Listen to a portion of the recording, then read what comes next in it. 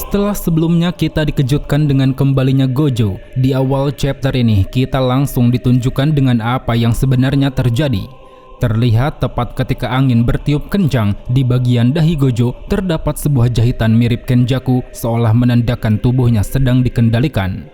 Usut punya usut, orang yang mengendalikannya adalah Yuta. Saat itu sebelum pertempuran di Shinjuku terjadi, dia mengusulkan satu rencana sebagai pilihan terakhir, yang mana rencana tersebut adalah mengambil alih tubuh Gojo jika mati dengan cara memakan Kenjaku dan meniru tekniknya yang bisa berpindah tubuh. Mendengar hal itu, sebagian penyihir khususnya Maki menolak karena dia merasa sebagai murid Gojo, rencana Yuta sangat tidak manusiawi.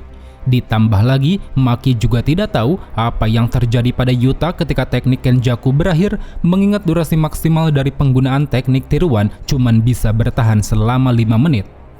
Menanggapi keresahan Maki, Mei Mei pun berasumsi bahwa ada 3 kemungkinan yang nantinya terjadi pada Yuta di tubuh Gojo.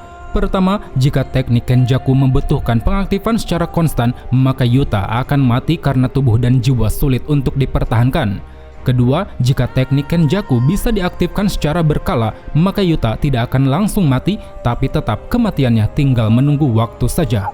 Dan ketiga, jika teknik Kenjaku hanya membutuhkan 1 kali pengaktifan, maka selamanya Yuta akan berada di tubuh Gojo. Merasa rencana tersebut sangatlah beresiko, Kusakabe lalu bertanya apakah Yuta tidak bisa memakan Gojo saja untuk meniru teknik Limitless.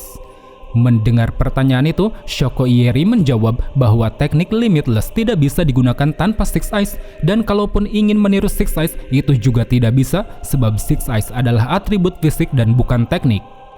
Dengan segala keterbatasan itulah, Kusakabe pun mengakui bahwa rencana Yuta adalah pilihan terakhir untuk bisa mengalahkan Sukuna. Meskipun tetap saja dilihat dari resikonya, dia sangat khawatir pada kondisi Yuta nantinya sebagai individu. Begitu juga Maki, dia yang mencemaskannya berkata bahwa kehadiran Yuta sangat berarti bagi semua orang. Di sisi lain, mendengar semua itu, Yuta seketika tersulut emosi. Dia berucap untuk bisa mengalahkan Sukuna, membuang sisi kemanusiaan adalah salah satu cara. Terlebih jika hanya mengkhawatirkan dirinya sebagai individu, bagaimana dengan Gojo? Baginya Gojo selalu memaksakan beban menjadi monster. Karena itu, jika dia mati dan tak ada yang mau mengambil posisinya, maka dirinya lah yang akan maju. Setelah semua penyihir akhirnya sepakat pada rencana Yuta, kita lalu ditunjukkan pada waktu di mana Gojo hendak menghabisi para petinggi Jujutsu. Saat itu dalam perjalanan, Yuta yang menemaninya bertanya apakah Gojo tidak apa-apa jika dia mengambil alih tubuhnya ketika sudah mati.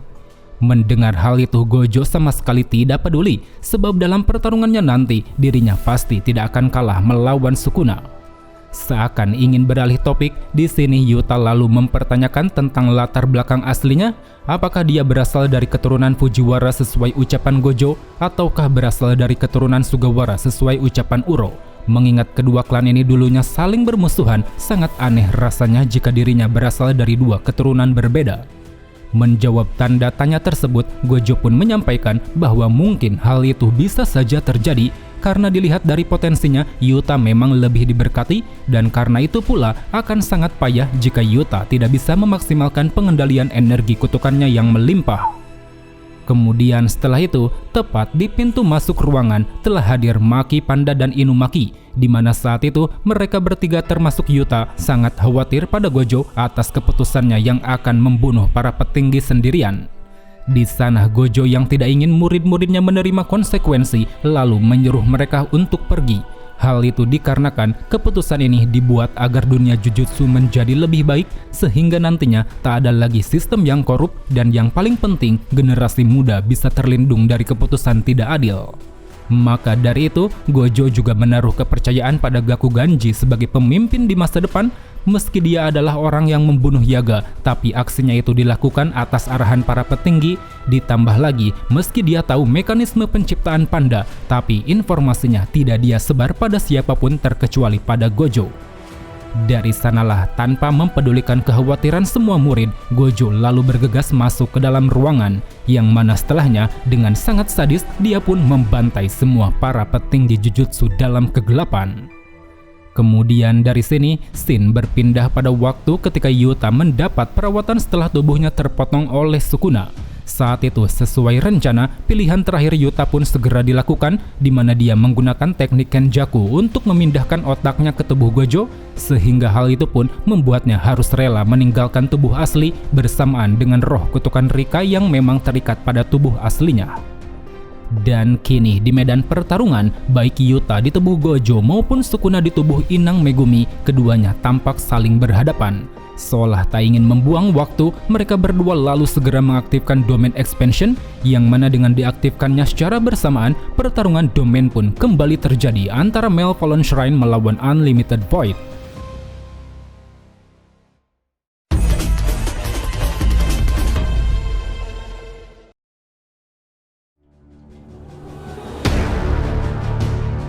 Setelah domain dilepaskan, Yuta meniru cara Gojo untuk menghadapi domain Sukuna, di mana saat itu dia mengecilkan penghalang agar bisa menahan tebasan dari luar selama 3 menit.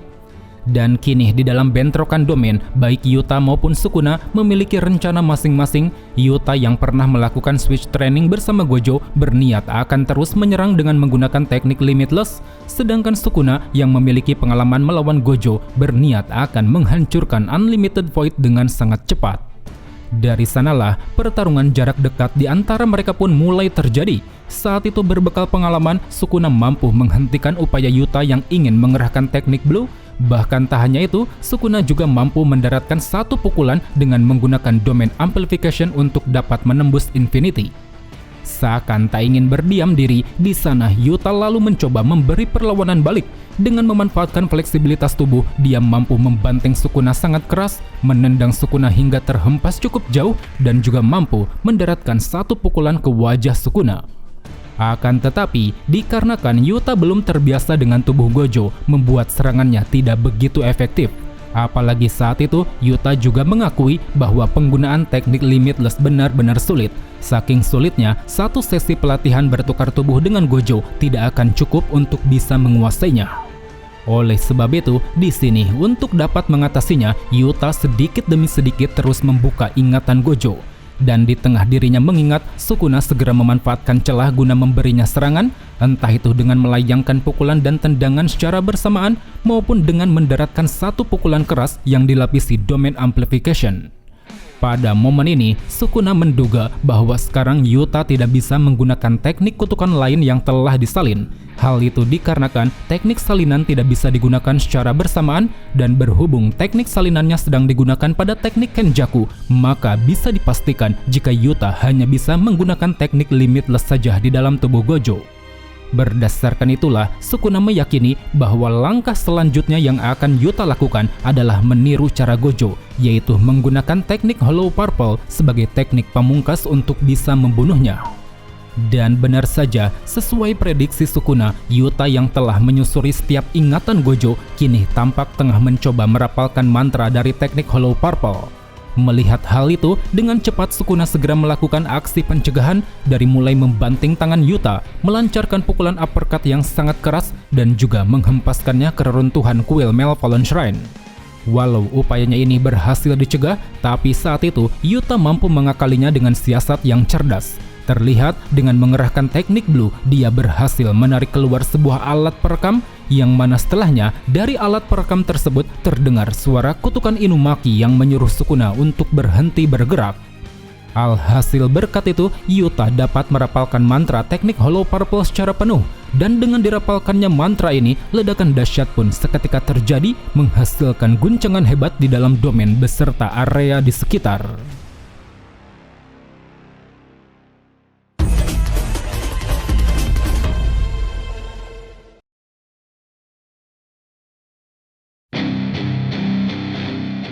Dikarenakan Yuta belum terbiasa dengan teknik Hollow Purple, membuat domainnya saat itu ikut hancur. Begitu juga Sukuna, meski harus menerima banyak luka, tapi dia masih mampu bertahan akibat daya hancurnya tidak sekuat Gojo.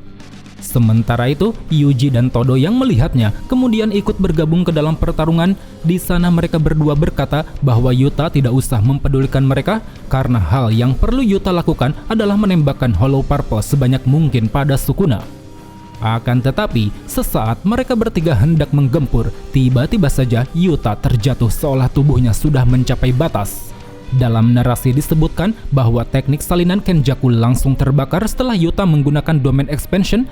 Akibatnya, penggunaan teknik Kenjaku pun harus berhenti total sebelum batas waktu maksimalnya yaitu 5 menit. Dan kini Yuta yang tengah ambruk di tanah lantas tak bisa berbuat apa-apa, di mana dia hanya menunjukkan penyesalan karena roh kutukan Rika tidak mau ikut merasuki tubuh Gojo, sehingga hal itu pun membuat penggunaan teknik Kenjaku menjadi terbatas, begitu juga teknik Limitless yang ikut terbakar. Di sisi lain, akibat teralihkan oleh tumbangnya Yuta, Todo yang sudah berdiri di hadapan Sukuna harus menerima serangan telak. Itu tiada lain adalah serangan Black Flash yang membuat Todo pun terhempas jauh ke belakang. Beruntung sebelum menerima serangan lanjutan, Yuji muncul mengalihkan pandangan Sukuna, dan ketika pandangannya teralihkan, dengan cepat Todo langsung memindahkan Yuji ke arah samping, yang mana dari sini Yuji pun sanggup melancarkan serangan balasan dengan mendaratkan satu pukulan keras. Aksi perpindahan cepat dari Todo ini ternyata bisa dilakukan berkat adanya pecahan domain Yuta yang belum hilang. Hal itu dikarenakan dengan energi besarnya, Yuta mampu menjaga pecahan domain tetap aktif, dan untuk itu di sini Todo pun akan memanfaatkan pecahan-pecahan tersebut sebagai media pertukaran boogie-woogie. Sesuai dengan rencananya, saat ini Todo dapat memindahkan Yuji terus-menerus di sekitar Sukuna, mau itu ke arah kanan, kiri, depan, ataupun belakang, tanpa henti dia memindahkannya sampai membuat Sukuna kebingungan. Dan di tengah kebingungannya itulah, Yuji secara mengejutkan mampu mendaratkan serangan dismantle tepat ke tubuh Sukuna. Dikatakan teknik dismantle ini bukan dismantle biasa, melainkan secara khusus Yuji dapat menargetkan tebasannya untuk menyerang langsung pembatas jiwa.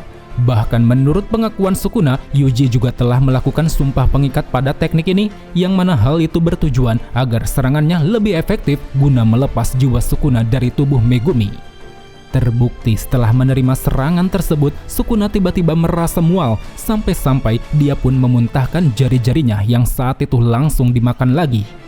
Sadar bahwa serangannya efektif, Yuji kemudian kembali berupaya menggempur Sukuna, meskipun sayangnya dari sini semua gempuran tersebut berakhir sia-sia. Entah itu teknik pemotongnya yang bisa dicegah Sukuna dengan melompat ke bawah, pukulannya yang dapat dihindari Sukuna dengan pergerakan cepat, sampai akhirnya Sukuna pun sanggup melancarkan serangan balik dengan memberinya satu pukulan terarah. Dengan serangan balik ini, Sukuna seketika menunjukkan rasa kepercayaan diri karena menurutnya selama teknik dismantle Yuji tidak mengenainya, maka kendali tubuhnya atas Megumi akan baik-baik saja. Dan di tengah kepercayaan diri tersebut, Aoi Todo lalu muncul di belakang Yuji, yang mana kemunculannya ini diikuti oleh pecahan-pecahan penghalang domain milik Yuta. Melihat hal itu, Sukuna pun langsung menunjukkan kewaspadaan tinggi karena dia sangat yakin bahwa Todo akan memanfaatkan pecahan tersebut untuk menukar posisi Yuji ke segala arah. Namun siapa sangka ketika Todo mengerahkan teknik boogie-woogie, Yuji sama sekali tidak berpindah posisi, yang mana ternyata teknik perpindahannya ini ditujukan untuk Hanakurusu alias Angel yang saat itu langsung muncul dari atas langit sambil bersiap mengerahkan teknik Jacob's Ladder. Kehadiran Angel yang tiba-tiba ini rupanya sudah direncanakan oleh Yuta jauh-jauh hari. Saat itu Yuta menyampaikan bahwa siapapun lawan yang menghadapi teknik kutukan salinan pasti tidak akan berpikir tentang pengguna asli, karena yang mereka pikirkan di dalam pertarungan adalah tentang seberapa banyak teknik kutukan yang telah dia salin. Dengan memanfaatkan psikologis itulah, Yuta menyuruh Angel untuk bersiaga di luar pertarungan, sehingga nantinya ketika Sukuna terjebak pada psikologis tersebut, dia pun dapat memberi serangan kejut. Sesuai dengan apa yang Yuta simpulkan, bahwa sejatinya kekuatan asli dari teknik salinan adalah memiliki 2 kartu joker di genggaman tangan. Dan saat ini, di tengah teknik Jacob's Ladder hendak dilepaskan, Sukuna tampak menunjukkan tatapan yang dipenuhi keterkejutan, yang mana setelahnya, tanpa ada jeda, cahaya terang pun langsung turun menghujani medan pertarungan tempat di mana Sukuna berpijak.